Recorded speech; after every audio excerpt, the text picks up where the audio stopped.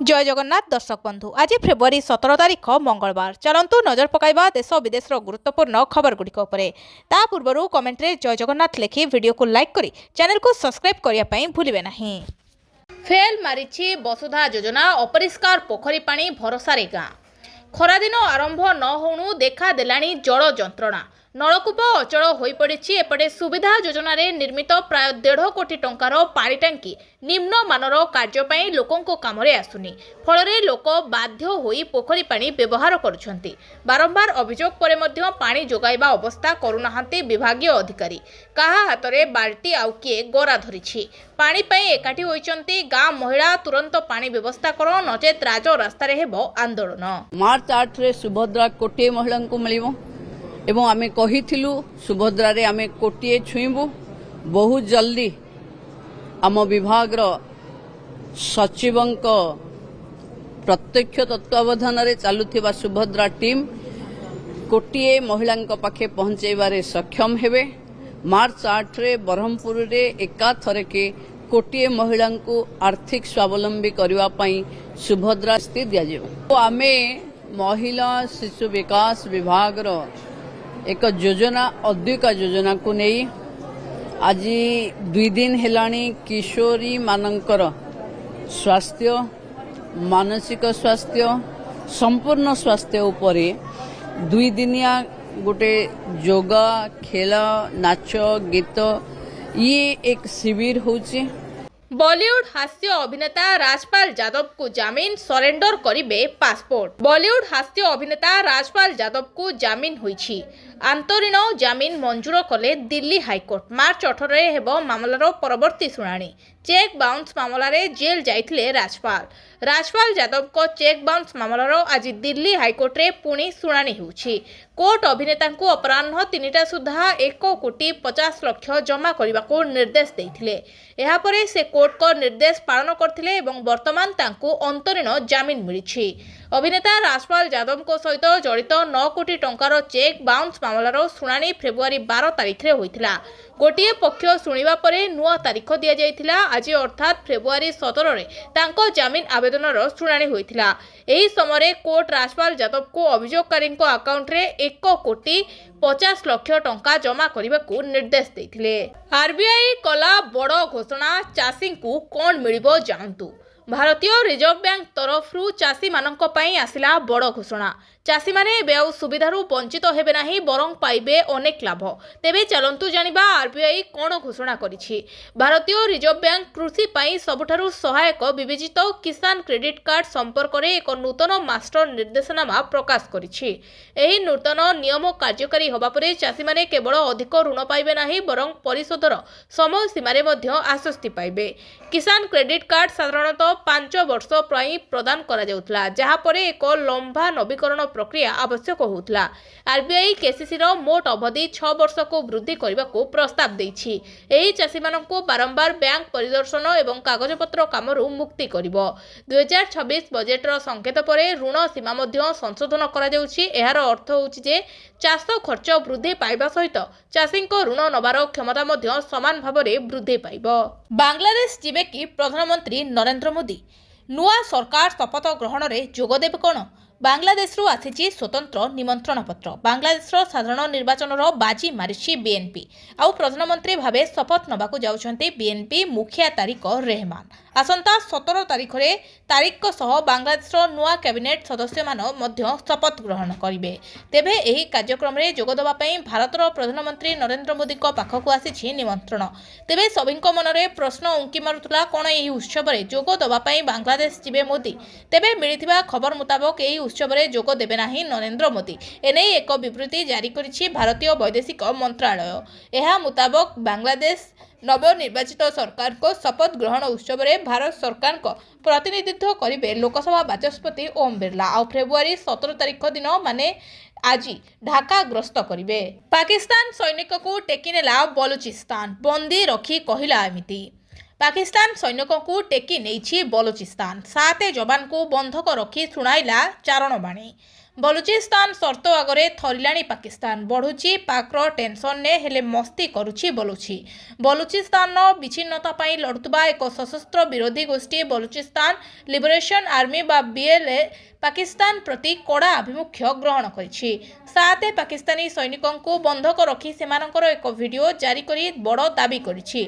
बलुची कहिछि पाकिस्तान 7 जन सैनिक आमर पाखरे बंदी अछंती, सेमानकु मुक्त करबाकू हेले बलुचीर पूर्व बंधक को बदल करने से दाबी करिछि। खाली सेतिक नुहे, एथि पाकिस्तान सरकार को 7 दिन समय देछि बलुचिस्तान बीएलए। या छड़ा बीएलए रो एक वीडियो पोस्ट करी एही संपर्क रे सूचना देछि। पोस्ट कर जायतिबा वीडियो रे पाकिस्तान सैनिक माने सीधा सड़क सेना मुख्य जनरल अमीन मुनीर एवं प्रधानमंत्री शहबाज शरीफ को निवेदन करुथिबार देखिबाकू मिलिछि। विभिन्न स्कूल को बोमारे उड़ाई देबाकू धमक, भारत को खाली स्थान में परिणत करने उल्लेख। अहमदाबाद अनेक स्कूल को बोमा धमक नहीं सूचना देइछंती जिला शिक्षा अधिकारी। इमेल माध्यम स्कूल को आसीछि एही चेतावनी, भारत को खाली स्थान में परिणत करने उल्लेख रही। धमकपूर्ण मेल मिलवा परे बढ़िला सुरक्षा, सन्धानी कुरकुर और बोमा उद्धारकारी स्क्वाड द्वारा जांच कर जाउछि। सोमवार सकाळे बड़ोदरा सहर और जिलार 18 रु अधिक स्कूल को एककालीन बोमा विस्फोरण नहीं धमकपूर्ण इमेल मिलता, जहाँपर पुलिस स्कूल कैंपस रे जांच आरंभ करिछि। बड़ोदरा रे Daria Amin school, Urmi school, Nalanda school, बागीखानार बरदा हाई स्कूल आदि विभिन्न स्कूल को बोमारे उड़ाई देबाकू धमक दिया जायथिला। वरिष्ठ पुलिस अधिकारी माने कहिसेंती जे सोमवार सकाळ प्राय 7टारे आसीथिबा एही धमकपूर्ण इमेल ले अपराह्न 1:11 रे बोमा विस्फोरण हबो बोली धमक दिया जायथिला। धारणा रे एलटीआर आशायी शिक्षक संघ राजधानी रे गर्जिले। मेरिट लिस्ट दाबी रे धारणा दैछंती एलटीआर शिक्षक संघ। हाईस्कूल लो एलटीआर शिक्षक नियुक्ति पाई रिजल्ट प्रकाश परे सर्टिफिकेट वेरिफिकेशन सरिछि। 2023 रु आर्ट्स, ओडिया, हिंदी एवं संस्कृत पाई पाखापाखि 6025 पोस्ट बाहरिथिला। गत जनवरी मास 22 तारिख रु सर्टिफिकेट जांच सरिछि, किंतु आज पर्यंत मेरिट लिस्ट बाहर करूनी ओडब्ल्यूएससी। मेरिट लिस्ट दाबी रे 8 दिन धारणा रे बसिचंती एलटीआर शिक्षक। गतकाली राति तमाम ओएसएससी ऑफिस आगरे धारणा दबा परे आज हजाररू अधिक आशायी आंदोलन को ओह्लाइछंती। तुटिला जाति प्रथा विवाद, अंगनवाड़ी आसिले पिला पाठ पढ़िले। केन्द्रापड़ा राजनगर नुआगाँ अंगनवाड़ी केन्द्र में जोगदेले पिला जाति प्रथा परंपरा उपरे पड़िला पूर्णछेद। आज पिला पहुंचवा परे स्वाभाविक है अंगनवाड़ी केन्द्र में सीडीपीओ और राजनगर विधायक उपस्थित थिले। जाति प्रथा को नहीं दीर्घ 3 मास धरी बंद रही अंगनवाड़ी केन्द्र। गत 14 तारिख दिन शिशु सुरक्षा आयोगों समेत समस्त प्रशासनिक अधिकारी अंगनवाड़ी केन्द्र में पहुंची लोकंकु बुझाइबारे सफल होइथिले। यापरे लोके पिलांकु अंगनवाड़ी केन्द्र को पठाइबा पई शपथ नेइथिले। आज सीडीपीओ राजनगर विधायक घर घर बुली ग्राम सभा करी विभिन्न समस्यार समाधान पई प्रतिश्रुति देबा सह पिलांकु अंगनवाड़ी केन्द्र को आनिथिले। गीता पट्टनायक शेषकृत संपन्न, मुखाग्नि देले संपर्कीय भाई। सुनामधन्य कंठशिल्पी गीता पट्टनायक शेषकृत्य संपन्न। कटक सीता चौरा शमशान रे शेषकृत्य संपन्न होइछि। मुखाग्नि देइछंती संपर्कीय भाई प्रसन्न पात्र। गतकाली संध्यारे से शेष निश्वास त्याग करथिले। 73 वर्ष बयस रे कटकर एक घरोई हस्पिटाल चिकित्साधीन अवस्था तांकर देहांत होइथिला। गत 12 तारिख भुवनेश्वर एक साहित्य कार्यक्रम में जोगदवा अवसर में असुस्थ हो डाक्तरखाना भर्ती होते ब्रेन स्ट्रोक्र शिकार होइथिबार जना पड़िथिला। तांको बंचाइबाकू डाक्तर समस्त उद्यम सत्ते से शेष निश्वास त्याग करथिले। 1970 रु ओडिया संगीत जगत में शुणिबाकू मिलिथिला गीता पट्टनायकर सुरीला कंठ। 1971 मसीह से आकाशवाणी जड़े स्वीकृति प्राप्त कंठशिल्पी होते। अक्षय महांती अनेक गीत कंठदान कर श्रोता प्रिय गायक पलटि प्राय 15टी ओडिया चलचित्र रे से कंठदान करथिले। सुंदरपदा विस्फोरण भाइराल होउची CCTV footage घांटुची NIA.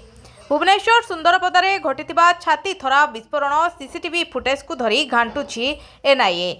Azad Nagar में बड़ विस्फोरण पूर्वर केमिति शक्तिशाली विस्फोरक द्रव्य मृताहतों पाखक आसिला तार क्लू खोजुची भारतीय तदंतकारी संस्था। जनवरी 28 तारिख में से छातीतरा सीसीटीवी फुटेज एवं सोशल मीडिया रे भाइराल होउची।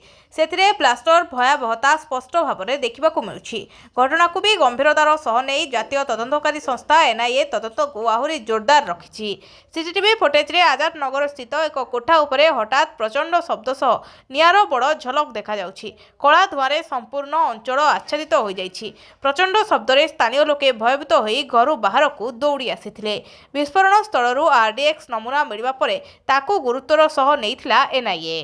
ଆଜିଠୁ ସିବିଏସ୍ଇ ଦଶମ ଦ୍ୱାଦଶ ପରୀକ୍ଷା ଡେରିରେ ପହଞ୍ଚିଲେ ଗେଟ୍ ବନ୍ଦ।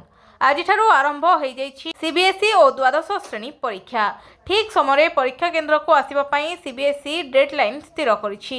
ଏହି ପରୀକ୍ଷା ସକାଳ 10ଟାରେ ଆରମ୍ଭ ହେବ। ହେଲେ 10ଟା ସୁଦ୍ଧା ପରୀକ୍ଷା କେନ୍ଦ୍ରରେ ନ ପହଞ୍ଚିଲେ ଆଉ ଖୋଲିବ ନାହିଁ ଗେଟ୍। ଏନେଇ ପରୀକ୍ଷା ଦେବାକୁ ବଞ୍ଚିତ ହୋଇପାରନ୍ତି ଛାତ୍ରଛାତ୍ରୀ। ପାଣିପାଗ, ଟ୍ରାଫିକ୍ ଭିଡ଼ ସମେତ ଜାତୀୟ ଓ ଆନ୍ତର୍ଜାତୀୟ ସମ୍ମିଳନୀକୁ ଦୃଷ୍ଟିରେ ରଖି ନିର୍ଦ୍ଧାରିତ ସମୟରେ ଡେରିରେ ପୂର୍ବରୁ ଘରୁ ବାହାରିବାକୁ ସ୍କୁଲ ଅଧ୍ୟକ୍ଷକମାନଙ୍କୁ ମାର୍ଗଦର୍ଶିକା ଜାରି କରିଛି ସିବିଏସ୍ଇ। ଏନେଇ ସ୍କୁଲ ପକ୍ଷରୁ ଅଭିଭାବକମାନଙ୍କୁ ଅବଗତ କରାଯାଇଛି।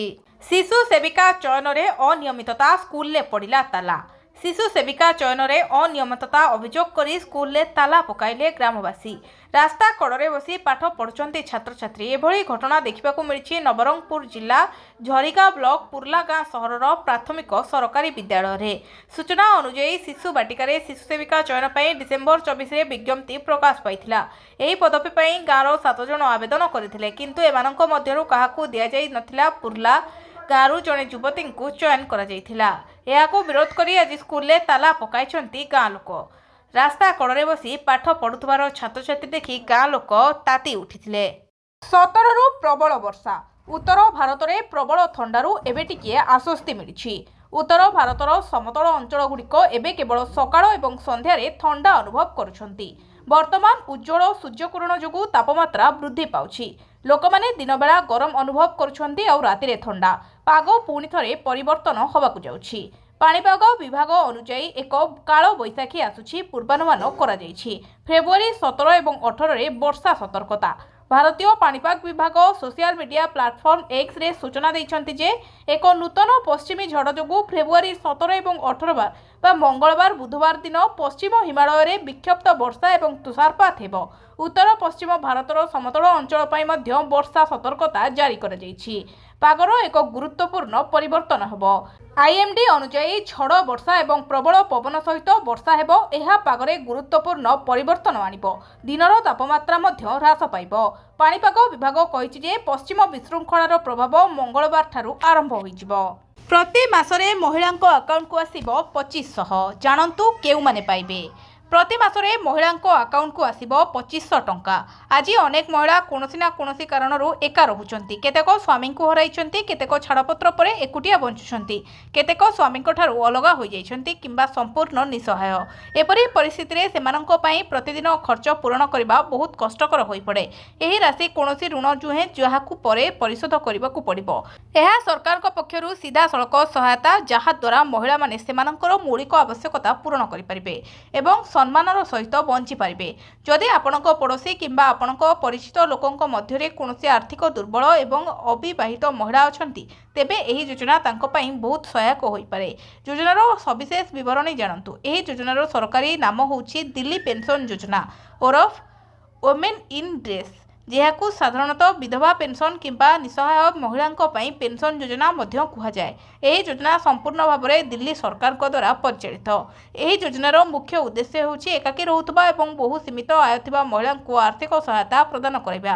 ସରକାର ଚାହାନ୍ତି ଯେ ଏପରି ମହିଳାମାନେ ସେମାନଙ୍କର ଆବଶ୍ୟକତା ପାଇଁ ଅନ୍ୟମାନଙ୍କ ଉପରେ ନିର୍ଭରଶୀଳ ନ ହୁଅନ୍ତୁ ଏବଂ ପ୍ରତି ମାସରେ ଏକ ନିର୍ଦ୍ଦିଷ୍ଟ ପରିମାଣର ଟଙ୍କା ପାଉ, ଯାହାଦ୍ୱାରା ସେମାନେ ଆତ୍ମସମ୍ମାନର ସହିତ ଜୀବନଯାପନ କରିପାରିବେ। ବେରୋଜଗାର ଯୁବକ ଯୁବତୀଙ୍କ ପାଇଁ ବଡ଼ ଘୋଷଣା। ବେରୋଜଗାରଙ୍କୁ ମାସକୁ ମିଳିବ 1500 ଟଙ୍କା। ଏପରି ଏକ ଯୋଜନାର ଘୋଷଣା କରାଯାଇଛି ଯେଉଁଥିରେ ସରକାର ଦେବେ 1500 ଟଙ୍କା ବେରୋଜଗାରମାନଙ୍କୁ। ଏହି ଯୋଜନାରେ ଏପରି ବ୍ୟକ୍ତି ସାମିଲ ହେବେ ଯେଉଁମାନେ ଘରେ ରୋଜଗାର ନ କରି ରହିଛନ୍ତି। ଏହି ଯୋଜନା ସେହିମାନଙ୍କୁ ସୁହାଇବ ଯେଉଁମାନେ ବେରୋଜଗାର ଅଛନ୍ତି। ଏହି ଯୋଜନା ଏପ୍ରିଲ 1ରୁ ଲାଗୁ ହେବ। ତାହା ପୂର୍ବରୁ ଏଥିପାଇଁ ପଞ୍ଜୀକରଣ 15 ଫେବୃଆରୀ ଅର୍ଥାତ୍ କାଲିଠାରୁ ଆରମ୍ଭ ହୋଇଯାଇଛି। ଏହି ଯୋଜନାରେ ଯଦି ଆପଣ ଯୋଗ୍ୟ ତାହେଲେ ଆପଣମାନେ ପଞ୍ଜୀକରଣ କରିପାରିବେ। ଆଗକୁ ପଶ୍ଚିମବଙ୍ଗର ନିର୍ବାଚନ ହେବାକୁ ଯାଉଛି। ଏଥିପାଇଁ କିଛି ଦିନ ତଳେ ମମତା ବାନାର୍ଜୀ ଏକ ସ୍କିମ୍ ବାବଦରେ ଘୋଷଣା କରିଥିଲେ, ଯାହାର ନାମ ହେଉଛି ବାଂଲାର ୟୁବା ସାଥୀ। ଏହି ସ୍କିମ୍ ସେମାନଙ୍କ ପାଇଁ ଯାହା ପାଖରେ ରୋଜଗାର ନାହିଁ। ପଶ୍ଚିମବଙ୍ଗ ସରକାର ସେମାନଙ୍କୁ ମାସକୁ 1500 ଟଙ୍କା ଦେବେ। ସାବାଡ଼ ହେଉଛନ୍ତି ବାଲି ମାଫିଆ। ଅପରେସନ ବାଲୁବର୍ଜ ପ୍ରହାରରେ ଘାଇଲା ବାଲି ମାଫିଆ। ପଦ୍ମପୁର ଉପଖଣ୍ଡ ଜଗଦଳପୁର ଥାନା ଅନ୍ତର୍ଗତ ମୁହୁଲପାଲି ବାଲିଘାଟରେ ବେଆଇନ ଚାଲାଣ ମାମଲାରେ ମୁଖ୍ୟ ଅଭିଯୁକ୍ତ ଶେଖ ମହମ୍ମଦ ୱାଜିଦ ଓରଫ ଛୁଟକା ଗିରଫ ହୋଇଛି। ଅବୈଧ ବାଲି ଖନନରେ ବ୍ୟବହୃତ 5ଟି ଗାଡ଼ିକୁ ମଧ୍ୟ ଜବତ କରାଯାଇଛି। ଜଗଦଳପୁର ଥାନା କେସ୍ ନମ୍ବର 8 ଆଧାରରେ ଅଭିଯୁକ୍ତ ଛୁଟକାକୁ କୋର୍ଟ ଚାଲାଣ କରାଯାଇଥିବା ପଦ୍ମପୁର ଉପଖଣ୍ଡ ପୋଲିସ ଅଧିକାରୀ ପାଣ୍ଡବ ସବର ସୂଚନା ଦେଇଛନ୍ତି। ସେପଟେ ଜଗତସିଂହପୁରରେ ଅପରେସନ ବାଲୁବର୍ଷ ପ୍ରହାର ରଘୁନାଥପୁର ତହସିଲ କୁଳସାହି ନିକଟରେ ବେଆଇନ ବାଲିଘାଟ ଉପରେ ଜିଲ୍ଲା ପ୍ରଶାସନର ରାତି ଅଧିଆ ଜୋରଦାର ଚଢ଼ାଉ 20ରୁ ଉର୍ଦ୍ଧ୍ୱ ବାଲି ବୁଝେଇ ହାଇୱେ ସହ ମେସିନ୍ ଜବତ ହୋଇଛି ପୋଲିସ। 6ରୁ ଉର୍ଦ୍ଧ୍ୱ ଡ୍ରାଇଭର ମଧ୍ୟ ଗିରଫ ହୋଇଛନ୍ତି।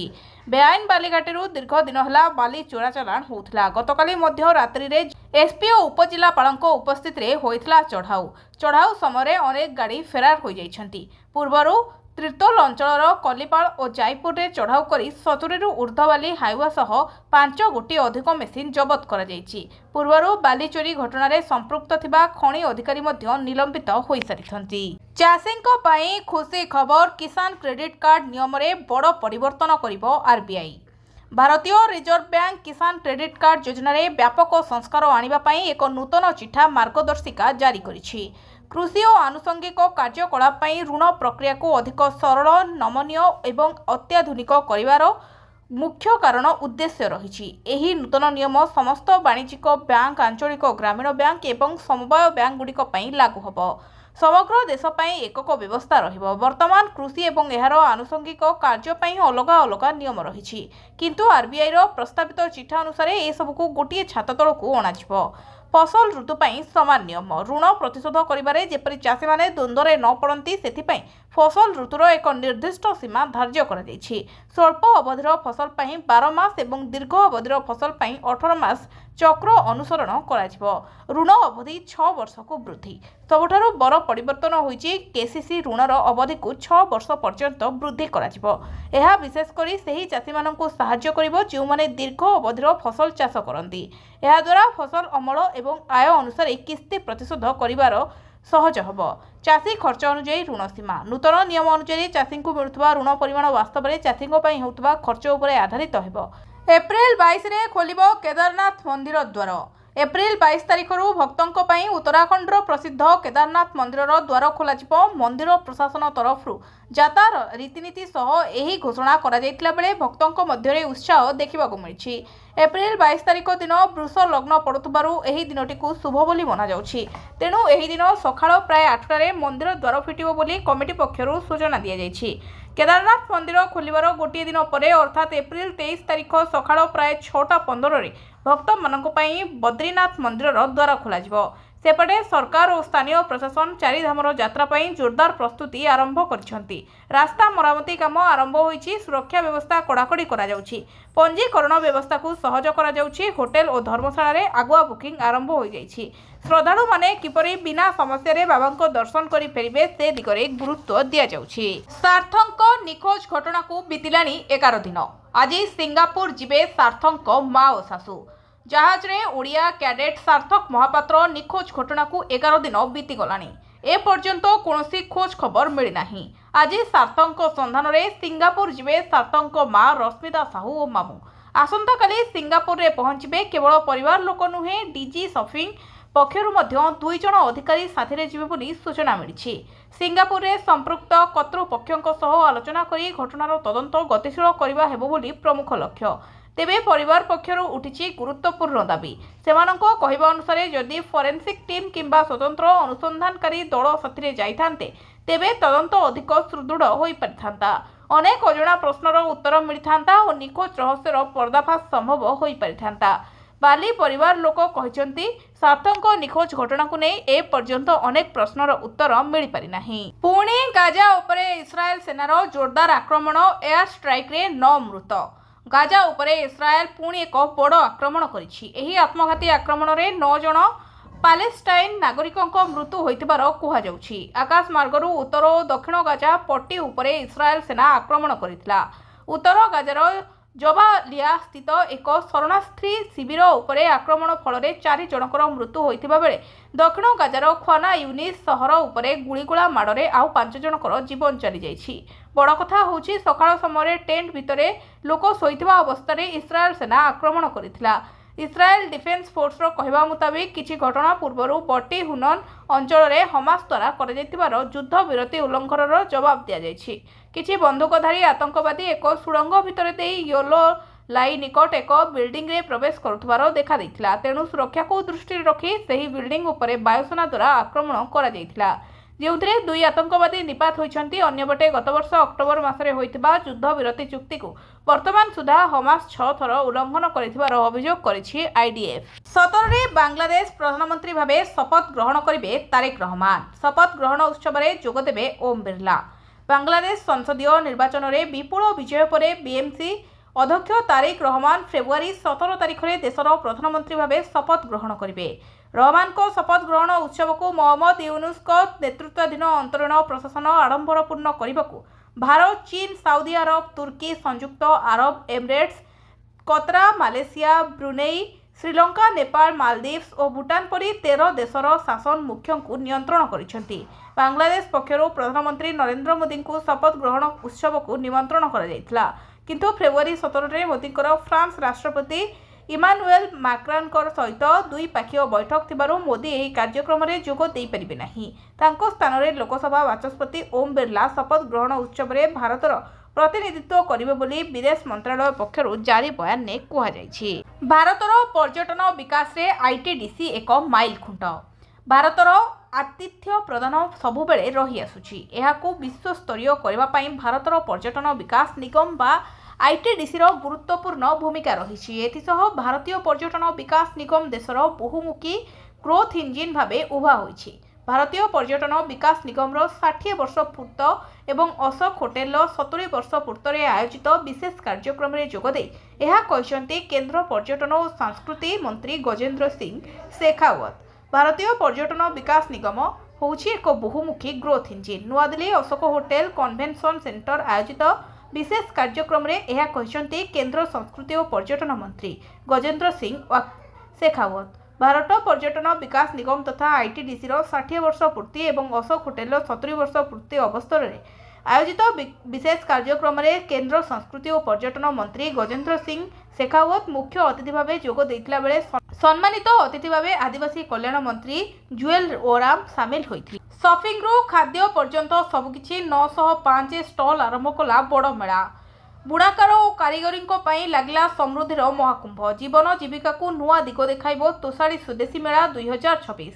एही मेला आसंता 26 तारिख जाए अनुष्ठित हेबो। मेलारे सुंदर तोरण सांगकु विभिन्न थीम्र कारुकार्य समस्तिंक मन मोहिछि। जनता मैदान में आयोजित होइछि एही मेला प्रथम थर तोषाड़ी मेलारे देश जिनिसकु गुरुत्व दिया जाइछि। खूब सुंदर भावे सज्जित होइछि 3टी पाभेलियन जोंथिरे रेशम घर, हस्तशिल्पी घर, हस्ततंत्र और बयन शिल्प को आपण पाखरु देखा पाइबे। रेशम पोशाक किपरि सूता और कपड़ा तैयारी हुए तार पूरा प्रक्रिया दर्शकों को मेलारे प्रत्यक्ष भावे दर्शा जाउछि। सेहिपरि राज्यर भिन्न भिन्न हस्ततंत्र मध्य मेलार शोभा वर्धन करिछि। एसीबी डाक्तर को बारी परंपरार अंत। प्रतिदिन रोगी नहीं पारिबे पसंदर डाक्तर को परामर्श। एसीबी मेडिकल को आसुथबा रोगी को लगी खुशी खबर। एणिकी निर्दिष्ट दिन बदल में सबुदिन डाक्तर को परामर्श करिवार सुजोग पाइबे रोगी। दूर दूरांतरु आसुथिबा रोगी समस्या को नजर रखी ए निष्पत्ति नेइछंती मेडिकल कर्तृपक्ष।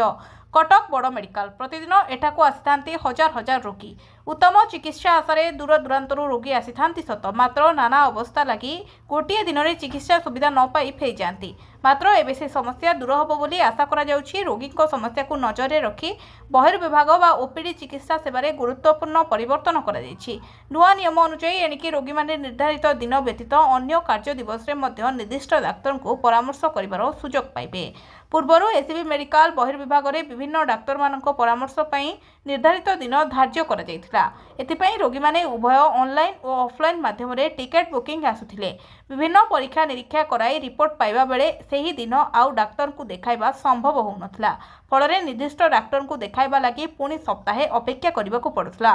नुआ नियम जो दूर दूरांतर आसुथिबा रोगी उपकृत हेबे बोली आशा करा जाइछि। हाट डिओरे व्यापुची जंडिस। दूषित पानी रोग व्यापिथिबार संदेह। आनंदपुर उपखंड हाटडीह ब्लॉक बंचो नाइक साहि रे व्यापिथिबार लागिछि जंडिस। ଜଣେ ଶିଶୁର ମୃତ୍ୟୁ ଘଟିଥିବା ବେଳେ ଅନେକ ଆକ୍ରାନ୍ତ ହୋଇ ଡାକ୍ତରଖାନାରେ ଚିକିତ୍ସିତ ହେଉଛନ୍ତି। ନାଇକ ସାହିରୁ 30ରୁ ଉର୍ଦ୍ଧ୍ୱ ପରିବାର ବାସ କରୁଥିବା ବେଳେ ସେମାନଙ୍କ ପାଇଁ 3ଟି ନଳକୂପ ଅଛି। ମାତ୍ର ଗତ କିଛି ଦିନ ହେଲା ନଳକୂପ ପାଣି ଦୂଷିତ ହୋଇଯାଇଥିବାରୁ ଲୋକ ରୋଗରେ ଆକ୍ରାନ୍ତ ହେଉଛନ୍ତି। ଗ୍ରାମ ଜଳଯୋଗାଣ ବିଭାଗର ଅଧୀକ୍ଷଣ ମନ୍ତ୍ରୀ ଗ୍ରାମରେ ପହଞ୍ଚି ସମସ୍ତ ନଳକୂପଗୁଡ଼ିକୁ ସିଲ୍ କରିବା ସହ ଟ୍ୟାଙ୍କର ଯୋଗେ ପାଇବା ପାଣି ଯୋଗାଣର ବ୍ୟବସ୍ଥା କରିଛନ୍ତି। ତୁରନ୍ତ ଡାକ୍ତରୀ ଦଳ ଗାଁକୁ ପଠାଇ ଚିକିତ୍ସା ସୁବିଧା ଯୋଗାଇ ଦେବାକୁ ଦାବି କରିଛନ୍ତି। ବିଡିଓଙ୍କ ବଦଳି ଦାବିରେ ଜନପ୍ରତିନିଧିଙ୍କ ଅନିର୍ଦ୍ଦିଷ୍ଟ କାଳ ପାଇଁ ଧାରଣା। ବୋଲଗଡ଼ ବିଡିଓ ବିବାଦକୁ ନେଇ ବଢ଼ିଲା ଜନ ଅସନ୍ତୋଷ। ବିଡିଓ ସୁମନ ସୁଧା କୁଣ୍ଡୁ ଗତ ସାଧାରଣତନ୍ତ୍ର ଦିବସରେ ଅନୁପସ୍ଥିତ ରହିବାକୁ ନେଇ ଆରମ୍ଭ ହୋଇଥିଲା ବିବାଦ। ବିଡିଓଙ୍କ ବିରୁଦ୍ଧରେ କାର୍ଯ୍ୟାନୁଷ୍ଠାନ ଗ୍ରହଣ କରିବାକୁ ପୂର୍ବରୁ ବୋଲଗଡ଼ ଜନସାଧାରଣ ଓ ନିର୍ବାଚନ ଜନପ୍ରତିନିଧି ଦାବି କରିଥିଲେ। ଏହାକୁ ନେଇ ବିଶାଳ ଶୋଭାଯାତ୍ରା ସହିତ ବ୍ଲକ ସମ୍ମୁଖରେ ବିକ୍ଷୋଭ ପ୍ରଦର୍ଶନ ଦେଖିବାକୁ ମିଳିଛି। ବିଡିଓଙ୍କ ବଦଳି ନ ହେବା ପର୍ଯ୍ୟନ୍ତ ଆନ୍ଦୋଳନ ଜାରି ରହିବାକୁ ଜନପ୍ରତିନିଧିମାନେ ଚେତାବନୀ ଦେଇଛନ୍ତି। ବିଡିଓ ବଦଳି ନହେଲେ ବ୍ଲକ ଅଫିସ କାମ ଅଚଳ କରାଯିବ ଚେତାବନୀ ଦେଇଛନ୍ତି ବିଧାୟକ। ବିଡିଓ ବ୍ଲକର କୌଣସି ଜନପ୍ରତିନିଧି ସେମାନଙ୍କୁ ସମ୍ମାନ ଦେଉନାହାନ୍ତି। ବିଭିନ୍ନ ସରକାରୀ କାର୍ଯ୍ୟକ୍ରମରେ ସେମାନଙ୍କୁ ଅଣଦେଖା କରୁଛନ୍ତି। ବ୍ଲକରେ ଚାଲିଥିବା ଉନ୍ନତିମୂଳକ କାର୍ଯ୍ୟରେ ସେ ବାଧକ ସୃଷ୍ଟି କରୁଛନ୍ତି। ବିଡିଓ ବଦଳି ନ ହେବା ପର୍ଯ୍ୟନ୍ତ ଆନ୍ଦୋଳନ ଜାରି ରହିବ ବୋଲି କହିଛନ୍ତି ନିର୍ବାଚିତ ପ୍ରତିନିଧି। ସେପଟେ ନିଜେ ବିଡିଓ ସୁମନ ସୁଧା କୁଣ୍ଡୁ କ୍ୟାମେରା ଆଗରେ କୌଣସି ପ୍ରତିକ୍ରିୟା ଦେବାକୁ ମନା କରିଥିବା ବେଳେ ତାଙ୍କର କୌଣସି ଭୁଲ ନାହିଁ। ସାଧାରଣତନ୍ତ୍ର ଦିବସ ଦିନ ତାଙ୍କର ସ୍ୱାସ୍ଥ୍ୟ ଅବସ୍ଥା ଭଲ ନଥିଲା ବୋଲି ପ୍ରତିକ୍ରିୟା ରଖିଛନ୍ତି। ମାତ୍ର ଉକ୍ତ ଦିନ ବିଡିଓ ବ୍ଲକ କାର୍ଯ୍ୟାଳୟରେ ଉପସ୍ଥିତ ରହି ଜାତୀୟ ପତାକା ଉତ୍ତୋଳନ କରିଥିବାର ଜନପ୍ରତିନିଧିମାନେ ଅଭିଯୋଗ କରିଛନ୍ତି। ପିୟୁସିସି ନେଇ ପରିବହନ ମନ୍ତ୍ରୀ ବିଭୂତି ଭୂଷଣ ଜେନାଙ୍କ ବଡ଼ ସୂଚନା। ପିୟୁସିସି ଫାଇନ୍ କମାଇବା ଯୋଜନା ଚାଲିଛି। ପିୟୁସିସିକୁ ହାଇକୋର୍ଟର ଖାରଜ ପରେ ପ୍ରତିକ୍ରିୟା ରଖିଲେ ପରିବହନ ମନ୍ତ୍ରୀ ବିଭୂତି ଭୂଷଣ ଜେନା। ଯେଉଁ କଥା ଆମେ କହୁଥିଲୁ ଲୋକଙ୍କ ଆବେଗ ଥିଲା ଯେ ପିୟୁସିସି ହଠାତ୍ ବୋଝ ଭଳିଆ ହୋଇଗଲା ବୋଲି। ମାଣ୍ଡେଟୋରୀ ନୂଆ କିଛି ନଥିଲା, ମାଣ୍ଡେଟୋରୀ ଥିଲା। ଗାଡ଼ି ଥିଲେ ପିୟୁସିସି ଆବଶ୍ୟକ। ଯେମିତି ଫିଟନେସ୍ ଦରକାର, ଲାଇସେନ୍ସ ଦରକାର, ସେମିତି ପିୟୁସିସିର ମଧ୍ୟ ଆବଶ୍ୟକତା ଥିଲା। ହଠାତ୍ କାର୍ଯ୍ୟକାରୀ କରାଯିବାରୁ ଲୋକ ଭାବିଲେ ବିକାୟା ଚାଲାଣ ପୈଠ ନ କଲେ ଗାଡ଼ିକୁ ପ୍ରଦୂଷଣ ପ୍ରମାଣପତ୍ରର ସାର୍ଟିଫିକେଟ୍ ଦେବାକୁ ରାଜ୍ୟ ସରକାର ଗ୍ରହଣ କରିଥିବା ନିଷ୍ପତ୍ତିରେ ହସ୍ତକ୍ଷେପ କରିବାକୁ ହାଇକୋର୍ଟ ମନା କରିଦେଇଥିଲେ। ଓଡ଼ିଶାର ବାୟୁ ପ୍ରଦୂଷଣ ବଢ଼ୁଛି। ଓଡ଼ିଶାରେ କୋଟିରୁ ଉର୍ଦ୍ଧ୍ୱ ଗାଡ଼ି ହେଲାଣି। ତାକୁ ଆଖି ଆଗରେ ରଖି ଆମ ଅମାନିଆମାନଙ୍କ ପାଇଁ ପିୟୁସିସି ନାହିଁ କି ତେଲ ନାହିଁ କଲୁ ସମସ୍ତେ ବ୍ୟାଘ୍ରତାର ସହ ପିୟୁସି ସାର୍ଟିଫିକେଟ୍ କଲେ। ପରୋପେକ୍ଷୀର ଗୋଟିଏ ପ୍ରକାର ଆଲୋଡ଼ନ ସୃଷ୍ଟି କଲେ। ଆମେ ବାରମ୍ବାର ଅନୁରୋଧ କଲୁ ଯେ 90 ଦିନ ଯେଉଁ କଥା ଖାଲି ମାନ୍ୟବର ହାଇକୋର୍ଟ କହିଥିଲେ 90 ଦିନର ଯଦି ଚାଲାଣ ବାକି ଅଛି ତେବେ ପିୟୁସି ହୋଇପାରିବ ନାହିଁ। ରାଜ୍ୟରେ 2064 ମହିଳା ଅପରାଧିକ ମାମଲା। ମହିଳା ହିଂସାରେ ଭୁବନେଶ୍ୱର ସବୁଠାରୁ ଆଗରେ। ମହିଳା ଅପରାଧର 2024-25 ବାର୍ଷିକ ରିପୋର୍ଟ ସାର୍ବଜନୀନ କଲେ ରାଜ୍ୟ ମହିଳା କମିଶନ। ଓଡ଼ିଶା ରାଜ୍ୟ ମହିଳା କମିଶନଙ୍କ 33ତମ ପ୍ରତିଷ୍ଠା ଦିବସରେ ଏହି ତଥ୍ୟ ରଖିଛନ୍ତି ରାଜ୍ୟ ମହିଳା କମିଶନ। 2024-25 ଆର୍ଥିକ ବର୍ଷର ସଂଗଠିତ ମହିଳା ଅପରାଧ ନେଇ ରାଜ୍ୟବାସୀଙ୍କ ଆଗରେ ରଖିଲେ ତଥ୍ୟ। 2024-25 ଆର୍ଥିକ ବର୍ଷରେ ସମୁଦାୟ 2064ଟି ମହିଳା ଅପରାଧିକ ମାମଲା ରୁଜୁ ହୋଇଛି। ସେଥିମଧ୍ୟରୁ 1879ଟି ମାମଲା ସମାଧାନ କରାଯିବା ପରେ ସଫଳ ହୋଇଛନ୍ତି ମହିଳା କମିଶନ। ମହିଳା ଅପରାଧର ସବୁଠାରୁ ଶୀର୍ଷରେ ରହିଛି ଘରୋଇ ହିଂସା। 852 ମାମଲା ମହିଳା କମିଶନଙ୍କ ନିକଟରେ ରୁଜୁ ହୋଇଛି। ଯୌତୁକ ଜନିତ ନିର୍ଯାତନା ଓ ପରିତ୍ୟାଗ ମାମଲା 675ଟି ରୁଜୁ ହୋଇଥିଲା ବେଳେ ସମାଧାନ ହୋଇପାରିଛି 581ଟି। ବାରିପଦାର ଦେବୋତ୍ତର ଜମିରେ ମହା ଘୋଟାଲା। 40,000 ଏକର ଜମି ଏବେ ନିଖୋଜ। ଦ୍ୱିତୀୟ ଶ୍ରୀକ୍ଷେତ୍ର ବାରିପଦାର ଦେବୋତ୍ତର ଜମିରେ ମହା ଘୋଟାଲା। 40,000 ଏକର ଜମି ଏବେ ନିଖୋଜ। ମନ୍ଦିର ସମ୍ପତ୍ତି ଲୁଟ୍ ସରକାରୀ ଓ ବେସରକାରୀ ମାଫିଆ ରାଜ କରୁଥିବା ବେଳେ ଅର୍ଥାଭାବ ଯୋଗୁଁ ଅଚଳାଚଳ ସମ୍ପତ୍ତିର ମାଲିକ ମହାପ୍ରଭୁଙ୍କ ନୀତିକାନ୍ତି ପାଇଁ ହାତ ପତେଇବାକୁ ପଡ଼ୁଛି। ଦ୍ୱିତୀୟ ଶ୍ରୀକ୍ଷେତ୍ର ଶ୍ରୀ ଶ୍ରୀ ହରି ବଳଦେବ ଜୀଉ ବିଜେଙ୍କ ସମେତ ବିଭିନ୍ନ ମଠ ଓ ମନ୍ଦିର ହଜାର ହଜାର ଏକର ସମ୍ପତ୍ତିକୁ ଯୋଜନାବଦ୍ଧ ଭାବେ ହଡପ କରାଯାଇଛି ବୋଲି ଦୀର୍ଘଦିନ ହେବ ଅଭିଯୋଗ ହୋଇଆସୁଛି। ଏନେଇ ରାଜ୍ୟ ସରକାର ଓ ରାଜ୍ୟ ଏଣ୍ଡାମେଣ୍ଟ କମିଶନଙ୍କ ଠାରୁ ଆରମ୍ଭ କରି ରାଷ୍ଟ୍ରପତିଙ୍କ ହସ୍ତକ୍ଷେପ ପର୍ଯ୍ୟନ୍ତ ଥକି ଯାଇଛି। ହେଲେ ସ୍ଥାନୀୟ ପ୍ରଶାସନ ଓ ଦେବୋତ୍ତର ବିଭାଗର ଅପରିଣାମ ଯୋଗୁଁ ଦର୍ଶିତା 40,000 ଏକର ଉର୍ଦ୍ଧ୍ୱ ଜମିରେ ଏବେ ହିସାବ ମିଳୁନାହିଁ। ଏଠି ପ୍ରଶ୍ନ ଉଠୁଛି ମହାପ୍ରଭୁଙ୍କ ଜମିର ରକ୍ଷଣାବେକ୍ଷଣ ଦାୟିତ୍ୱ ଖୋଦ୍ ପ୍ରଶାସନ ହାତରେ ଥିଲାବେଳେ ଏ ଜମି ସବୁ ଗଲା କୁଆଡ଼େ? 2027 ମାର୍ଚ୍ଚ ସୁଦ୍ଧା ସବୁ ଗାଁକୁ ପାଇପ୍ ପାଇଁ ଯୋଗାଇବାକୁ ମୁଖ୍ୟମନ୍ତ୍ରୀଙ୍କ ନିର୍ଦ୍ଦେଶ। 2027 ସୁଦ୍ଧା ସବୁ ଗାଁକୁ ପାଇପ୍ ପାଇଁ ଯୋଗାଇବାକୁ ମୁଖ୍ୟମନ୍ତ୍ରୀ ମୋହନ ଚରଣ ମାଝୀଙ୍କ ନିର୍ଦ୍ଦେଶ। ଗ୍ରାମ୍ୟ ପାନୀୟ ଜଳ ଯୋଗାଣ ବ୍ୟବସ୍ଥାର ସମୀକ୍ଷା କଲେ ମୁଖ୍ୟମନ୍ତ୍ରୀ। ମିଶନ ମୋଡ଼ରେ ଜଳ ପ୍ରକଳ୍ପ କାର୍ଯ୍ୟକାରୀ କରିବାକୁ ଦେଇଛି ନୀତି କଡ଼ା ନିର୍ଦ୍ଦେଶ। सेपटे ग्राम्य पाइप जल जोगाण ପାଇଁ ହୋଇଛି 54,000 କୋଟିର ଯୋଜନା। मुख्यमंत्री श्री मोहन चरण माझी लोकसभा भवन ठारे पंचायती राज और पानीय जल विभाग ग्रामीण पानीय जल जोगाण व्यवस्था संपर्क में समीक्षा करी 2027 मार्च सुधा राज्यर सबु ग्राम को पाइप जल जोगाण सुविधा जोगाइबाकू निर्देश देइछन्ति। एहाकू मिशन मोडरे कार्यकारी करी निर्दिष्ट समय सीमा मध्यरे जेपरि समस्त ग्राम गुड़िको पानीय जल सुविधा जोगाई दियाजिबो सेथिप्रति स्वतंत्र दृष्टि देबाकू मुख्यमंत्री विभाग को परामर्श देइछन्ति। आदिवासी अध्युषित अंचल प्रति विशेष दृष्टि देबाकू मुख्यमंत्री बैठक में गुरुत्वारोप करथिले। बैठक जना जाइछि जे वर्तमान राज्यर 44,531 ग्राम मध्यरु 21,721 ग्राम रे पाइप जल जोगाण व्यवस्था उपलब्ध अछि। या सहित सौरशक्ति मेगा पानीय जल प्रकल्प आदि विभिन्न प्रकल्प गुड़िक निर्माणाधीन अछि। समस्त प्रकल्प गुड़िक यथाशीघ्र संपूर्ण करी 2027 मार्च सुधा राज्यर समस्त ग्राम को पाइप जल जोगाण व्यवस्था सुनिश्चित करिया पई मुख्यमंत्री लक्ष्य धार्य करिसेंति। केंद्र कर्मचारी खुशी खबर एतिकी प्रतिशत बढ़िबो दरमा। केंद्र सरकारी कर्मचारी बड़ खुशी खबर खूब शीघ्र उपहार देवाकू जाउछंती मोदी सरकार। 1 कोटी अधिक कर्मचारी और पेंशन भोगी यही खुशी खबर। महंगा भत्ता वृद्धि केंद्रर लक्ष लक्ष कर्मचारी अपेक्षा करी रहितला बेले एने खूब शीघ्र बड़ घोषणा करिवे केंद्रर नरेंद्र मोदी सरकार। लक्ष लक्ष कर्मचारी अपेक्षा शेष होबाकू जाउछि सरकारी कर्मचारी एवं पेंशन भोगी आसंता होली पूर्व बड़ उपहार दे पारंती।